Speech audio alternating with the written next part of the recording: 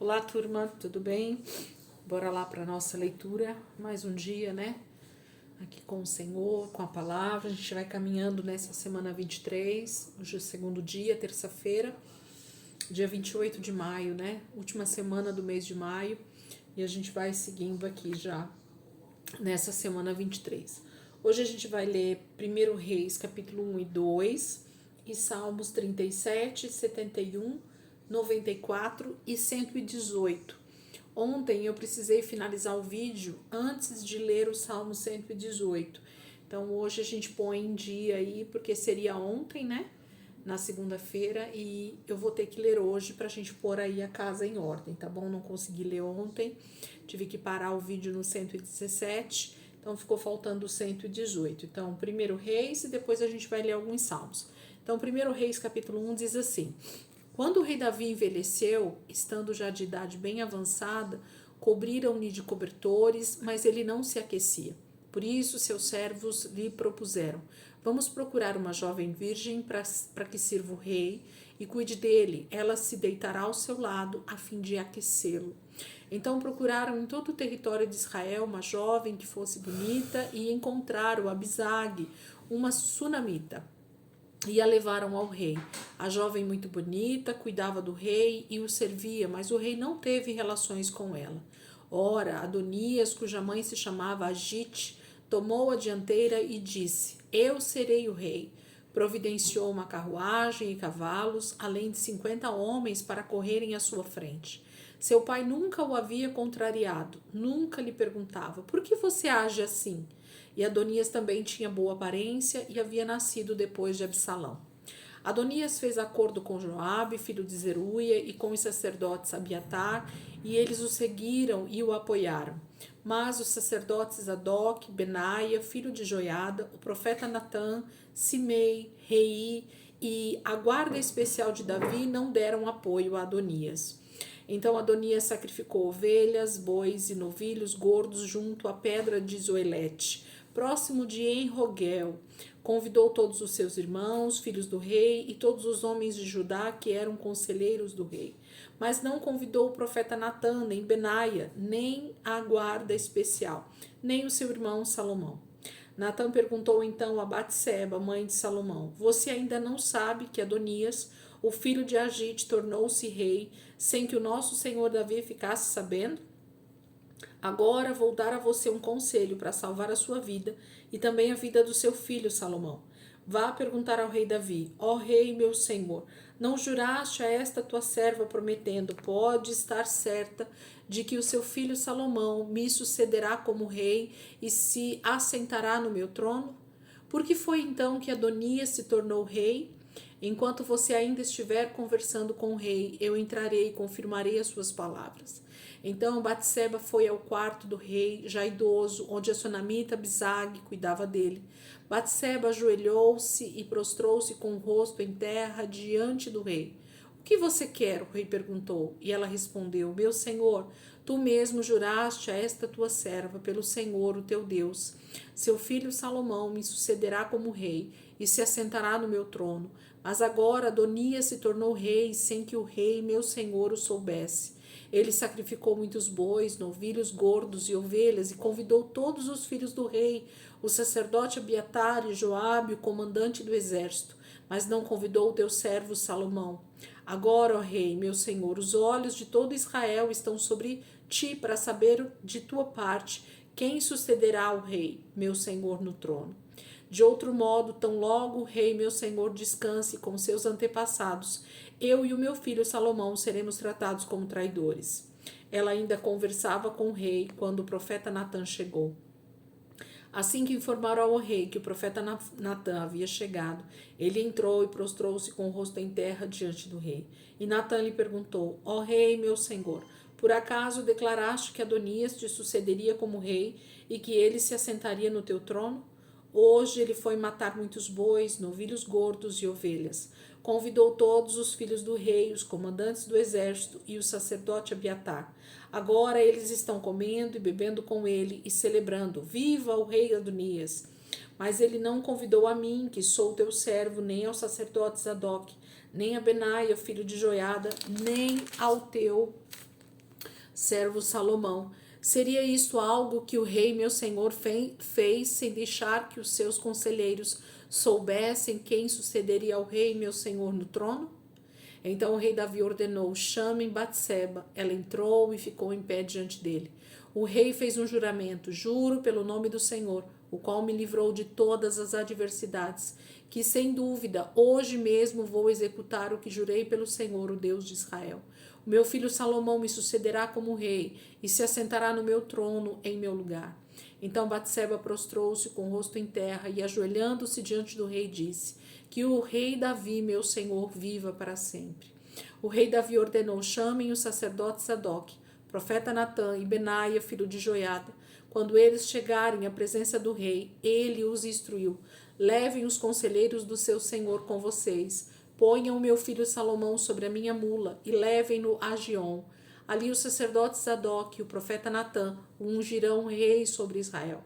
Nesse momento toquem a trombeta e grita: viva o rei Salomão! Depois acompanhem-no e ele virá sentar-se no meu trono e reinará em meu lugar. Eu designei para governar Israel e Judá. Benaia, filho de Joiada, respondeu ao rei: assim se fará. Que o Senhor, o Deus do rei, meu senhor, o confirme. Assim como o Senhor esteve com o rei, meu senhor, também esteja ele com Salomão, para que ele tenha um reinado ainda mais glorioso que o reinado de meu senhor, o rei Davi. Então o sacerdote Sadoc, o profeta Natã, Benaia, filho de Joiada, os queretitas e os peletitas fizeram Salomão montar a mula do rei Davi e o escoltaram até Giom. O sacerdote Sadoc pegou na tenda o chifre com o óleo e ungiu Salomão. A seguir tocaram a trombeta e todo o povo gritou: viva o rei Salomão! E todo o povo o acompanhou tocando flautas e celebrando, de tal forma que o chão tremia com o barulho. Adonias e todos os seus convidados souberam disso quando estavam terminando o banquete. Ao ouvir o toque da trombeta, Joabe perguntou: o que significa essa gritaria? Esse alvoroço na cidade? Falava ele ainda quando chegou Jonatas, filho do sacerdote Abiatar, e Adonias lhe disse: entre, pois, um homem digno como você deve estar trazendo boas notícias. De modo algum, respondeu Jonatas a Adonias. Davi, o nosso rei, o Senhor, constituiu rei a Salomão. O rei enviou com ele o sacerdote Sadoc, o profeta Natã, Benaia, filho de Joiada, os queretitas e os peletitas, e eles o fizeram montar a mula do rei. Depois os sacerdotes Sadoc e o profeta Natã ungiram o rei em Giom. De lá eles saíram celebrando e a cidade está alvoroçada. É esse o barulho que vocês ouvem. Além disso, Salomão já se assentou no trono real. Até mesmo os oficiais do rei foram cumprimentar Davi, o nosso rei e senhor, dizendo: que o teu Deus torne o nome de Salomão mais famoso que o teu, e o seu reinado mais glorioso do que o teu. E o rei curvou-se reverentemente em sua cama e disse: bendito seja o Senhor, o Deus de Israel, que permitiu que os meus olhos vissem hoje um sucessor em meu trono. Diante disso, todos os convidados de Adonias entraram em pânico e se dispersaram. Mas Adonias, com medo de Salomão, foi agarrar-se às pontas do altar. Então informaram a Salomão: Adonias está com medo do rei Salomão e está agarrado às pontas do altar. Ele diz que o rei Salomão jure que não matará este servo pela espada. E Salomão respondeu: se ele se mostrar confiável, não cairá nem um só fio de cabelo da sua cabeça. Mas se nele se descobrir alguma maldade, ele morrerá. Então o rei enviou alguns soldados e eles o fizeram descer do altar. E Adonias veio e se curvou solenemente perante o rei Salomão, que lhe disse: vá para casa. Então o capítulo 1 de 1 Reis fala sobre essa conspiração, né, de Adonias, de se colocando como rei sobre Israel, vendo seu pai já bem velho, a ponto de morrer, né? Ele mesmo se coloca como rei, mas tanto o profeta Natã quanto a própria esposa, né, Batseba, mãe de Salomão, vai até ele e realmente reivindica o que ele mesmo tinha dito, que seria Salomão seu sucessor. Então, já tinha passado alguns anos desde que Salomão tinha realmente decretado isso, E o medo da morte, então, traria nesse momento aí algum tipo de problema para que Salomão tomasse o trono. Então, mesmo ainda vivo, Salomão convoca tudo isso, pede para Natã e o sacerdote Sadoc para ungirem Salomão, e ele já toma posse do reino, mesmo Davi ainda estando vivo, ele passa o bastão do reinado para Salomão. Capítulo 2. Quando se aproximava o dia de sua morte, Davi deu instruções ao seu filho Salomão. Estou para seguir o caminho de toda a terra, por isso seja forte e seja homem. Obedeça ao que o Senhor, o seu Deus, exige. Ande nos seus caminhos e obedeça aos seus decretos, aos seus mandamentos, às suas ordenanças e aos seus testemunhos, conforme se acham escritos na lei de Moisés. Assim você prosperará em tudo o que fizer e por onde quer que for, e o Senhor manterá a promessa que me fez. Se os seus descendentes cuidarem de sua conduta e se me seguirem fielmente de todo o coração e de toda a alma, você jamais ficará sem descendentes no trono de Israel. Você sabe muito bem o que Joabe, filho de Zeruia, me fez, o que fez com os 2 comandantes dos exércitos de Israel, Abner, filho de Ner, e Amasa, filho de Jeter. Ele os matou, derramando sangue em tempos de paz. Agiu como se estivesse em guerra, e com aquele sangue manchou seu cinto e as suas sandálias. Proceda com a sabedoria que você tem, e não deixe envelhecer e descer em paz à sepultura. Mas seja bondoso com os filhos de Barzilai e de Gileade. Admita-os entre os que comem à mesa com você, pois eles me apoiaram quando fugi do seu irmão Absalão. Saiba que também está com você Simei, filho de Geral, benjamita de Baurim. Ele lançou terríveis maldições contra mim no dia em que fugi a Manaim, mas depois desceu ao meu encontro no Jordão e lhe prometi, jurando pelo Senhor, que não o mataria a espada. Mas agora não o considere inocente, você é um homem sábio e saberá o que fazer com ele. Apesar de ele já ser idoso, faça-o descer, ensanguentando a sepultura. Então Davi descansou com seus antepassados e foi sepultado na cidade de Davi. Ele reinou 40 anos em Israel, 7 anos em Hebrom e 33 em Jerusalém. Salomão assentou-se no trono de Davi, seu pai, e o seu reinado foi firmemente estabelecido. Adonias, o filho de Agite, foi até Batseba, mãe de Salomão, que lhe perguntou: você vem em paz? E ele respondeu: sim, e acrescentou: tenho algo a dizer. E ela disse: fale. Você sabe, disse ele, que o reino era meu, todo Israel me via como seu rei, mas as circunstâncias mudaram e o reino foi para o meu irmão, pois o Senhor o concedeu a ele. Agora quero fazer um pedido a você e espero que não me seja negado. E ela disse: fale.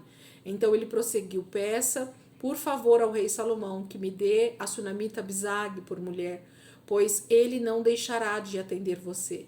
Está bem, respondeu Batseba. Falarei com o rei em seu favor. Quando Batseba foi falar ao rei em favor de Adonias, Salomão levantou-se para recebê-la e inclinou-se diante dela. Depois assentou-se no seu trono, mandou que trouxessem um trono para sua mãe, e ela se assentou à sua direita. Tenho um pequeno pedido para fazer a você, disse ela. Não deixe de me atender. E o rei respondeu: faça o pedido, minha mãe. Não deixarei de atendê-lo. Então ela disse: dê a sunamita Abisag por mulher a seu irmão Adonias. O rei Salomão perguntou à sua mãe: por que você me pede somente a sunamita Abisag para Adonias?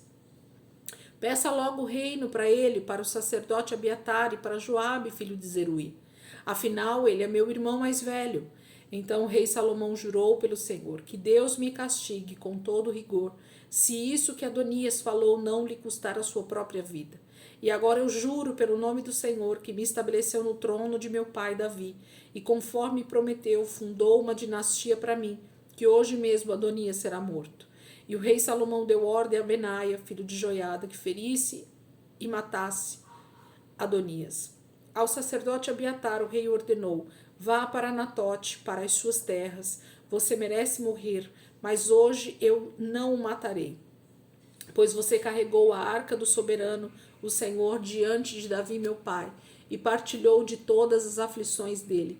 Então Salomão expulsou Abiatar do sacerdócio do Senhor, cumprindo a palavra que o Senhor tinha dito em Siló a respeito da família de Eli. quando a notícia chegou a Joabe, que havia conspirado com Adonias, ainda que não com Absalão, ele fugiu para a tenda do Senhor e agarrou-se às pontas do altar. Foi dito ao rei Salomão que Joabe havia se refugiado na tenda do Senhor e estava ao lado do altar. Então Salomão ordenou a Benaia, filho de Joiada, vá matá-lo. Então Benaia entrou na tenda do Senhor e disse a Joabe, o rei ordena que saia. Não, respondeu ele, vou morrer aqui. Benaia relatou ao rei a resposta de Joabe. Então o rei ordenou a Benaia, faça o que ele diz, mate-o e sepulte-o, e assim você retirará de mim e da minha família a culpa do sangue inocente que Joabe derramou. O Senhor fará recair sobre a cabeça dele o sangue que derramou. Ele atacou 2 homens mais justos e melhores do que ele, sem o conhecimento de meu pai Davi, e os matou à espada. Os 2 homens eram Abner, filho de Ner, comandante do exército de Israel, e Amasa, filho de Jéter, comandante do exército de Judá. Que o sangue deles recaia sobre a cabeça de Joabe e sobre a dos seus descendentes para sempre. Mas que a paz do Senhor esteja para sempre sobre Davi, sobre os seus descendentes, sobre a sua dinastia e sobre o seu trono. Então Benaia, filho de Joiada, atacou Joabe e o matou, e ele foi sepultado em sua casa no campo. No lugar dele, o rei nomeou Benaia, filho de Joiada, para o comando do exército, e o sacerdote Zadok no lugar de Abiatar.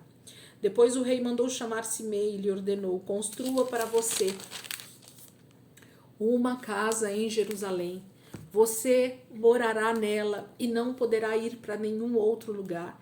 Esteja certo de que no dia em que sair e atravessar o vale de Cedron, você será morto e você será responsável por sua própria morte. Simei respondeu ao rei, a ordem do rei é boa, o teu servo te obedecerá. E Simei permaneceu em Jerusalém por muito tempo.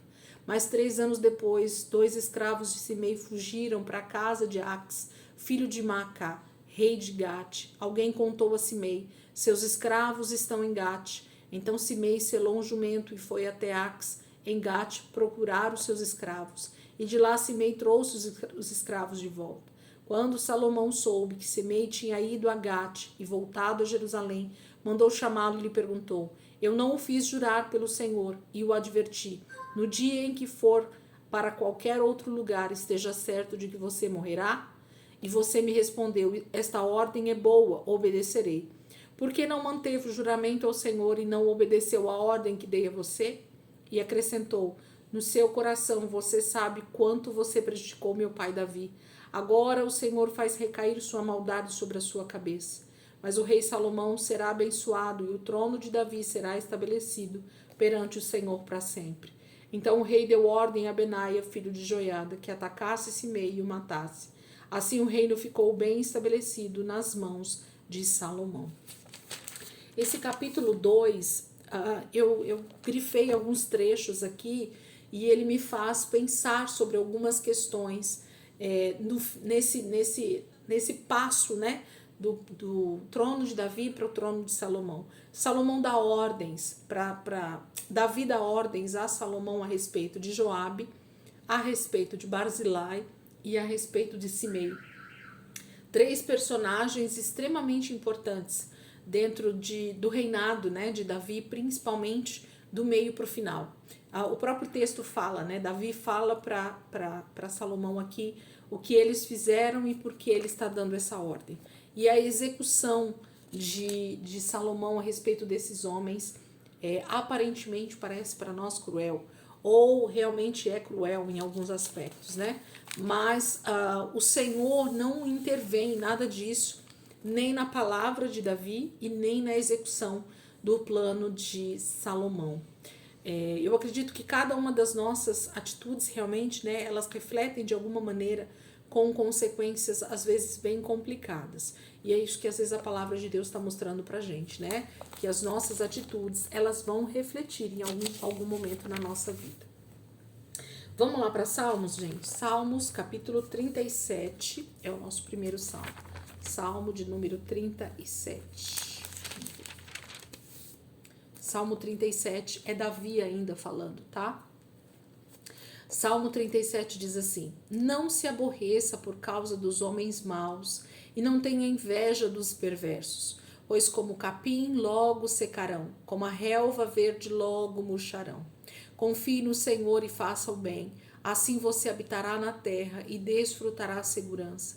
Deleite-se no Senhor e Ele atenderá aos desejos do seu coração. Entregue o seu caminho ao Senhor, confie nele e Ele agirá. Ele deixará claro como a alvorada que você é justo e como o sol do meio-dia que você é inocente. Descanse no Senhor e aguarde por Ele com paciência. Não se aborreça com o sucesso dos outros, nem com aqueles que maquinam o mal. Evite a ira e rejeite a fúria. Não se irrite, isso só leva ao mal. Pois os maus serão eliminados, mas os que esperam no Senhor receberão a terra por herança. Um pouco de tempo e os ímpios não mais existirão. Por mais que você os procure, não serão encontrados. Mas os humildes receberão a terra por herança e desfrutarão pleno bem-estar. Os ímpios tramam contra os justos e rosnam contra eles. O Senhor, porém, ri dos ímpios, pois sabe que o dia deles está chegando. Os ímpios desembainham a espada e preparam o arco para abater o necessitado e o pobre, para matar os que andam na retidão. Mas as suas espadas irão atravessar-lhes o coração e os seus arcos serão quebrados. Melhor é o pouco do justo do que a riqueza de muitos ímpios, pois o braço forte dos ímpios será quebrado, mas o Senhor sustém os justos. O Senhor cuida da vida dos íntegros e a herança deles permanecerá para sempre. Em tempos de adversidade não ficarão decepcionados, em dias de fome desfrutarão fartura. Mas os ímpios perecerão, os inimigos do Senhor murcharão como a beleza dos campos, desvanecerão como fumaça. Os ímpios tomam emprestado e não devolvem, mas os justos dão com generosidade. Aqueles que o Senhor abençoa receberão a terra por herança, mas os que ele amaldiçoa serão eliminados. O Senhor firma os passos de um homem, quando a conduta deste o agrada. Ainda que tropece, não cairá, pois o Senhor o toma pela mão. Já fui jovem e agora sou velho, mas nunca vi o justo desamparado, nem seus filhos mendigando o pão. Ele é sempre generoso e empresta com boa vontade. Seus filhos serão abençoados. Desvie-se do mal e faça o bem, e você terá sempre onde morar. Pois o Senhor ama quem pratica a justiça e não abandonará os seus fiéis. Para sempre serão protegidos, mas a descendência dos ímpios será eliminada. Os justos herdarão a terra e nela habitarão para sempre. A boca do justo profere sabedoria e a sua língua fala conforme a justiça. Ele traz no coração a lei do seu Deus, nunca pisará em falso. O ímpio fica à espreita do justo, querendo matá-lo, mas o Senhor não o deixará cair em suas mãos, nem permitirá que o condenem quando julgado. Espere no Senhor e siga a sua vontade. Ele o exaltará, dando-lhe a terra por herança. Quando os ímpios forem eliminados, você o verá. Vi um homem ímpio e cruel florescendo como frondosa árvore nativa, mas logo desapareceu e não mais existia. Embora eu procurasse, não pôde ser encontrado. Considere o íntegro, observe o justo, há futuro para o homem de paz. Mas todos os rebeldes serão destruídos, futuro para os ímpios nunca haverá. Do Senhor vem a salvação dos justos, ele é a sua fortaleza na hora da adversidade. O Senhor os ajuda e os livra. Ele os livra dos ímpios e os salva, porque nele se refugiam. Capítulo 37 é um paralelo, né? Davi falando sobre o íntegro e sobre o ímpio, né? Sobre o justo e sobre aquele que é impiedoso, que é ímpio, né? Na sua maneira de agir. Não há como a palavra de Deus não ser fiel naquilo que ela se propõe a fazer, que é dar vida ao justo e dar morte ao ímpio, destruição ao ímpio, né? Então a palavra de Deus vai sempre fazer esse paralelo e aqui Davi está confiante, ainda que agora ele já seja velho, mas ele nunca viu uma pessoa justa realmente sendo desamparada pelo Senhor. Isso é uma realidade espiritual. Capítulo 71.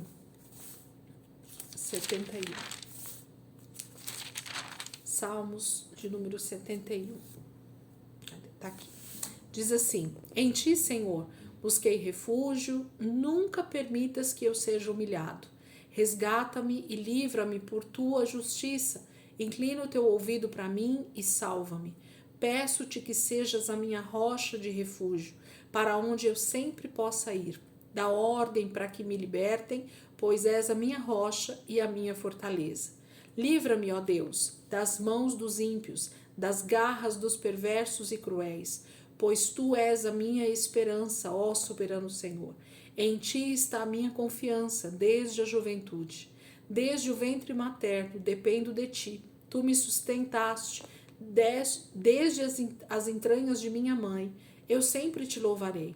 Tornei-me um exemplo para muitos, porque tu és o meu refúgio seguro. Do teu louvor transborda a minha boca, que o tempo todo proclama o teu esplendor. Não me rejeites na minha velhice, não me abandones quando se vão as minhas forças, pois os meus inimigos me caluniam, os que estão à espreita juntam-se e planejam matar-me. Deus o abandonou, dizem eles. Persigam-no e prendam-no, pois ninguém o livrará. Não fique longe de mim, ó Deus. Ó meu Deus, apressa-te em ajudar-me. Pereçam humilhados os meus acusadores. Sejam cobertos de zombaria e vergonha os que querem prejudicar-me.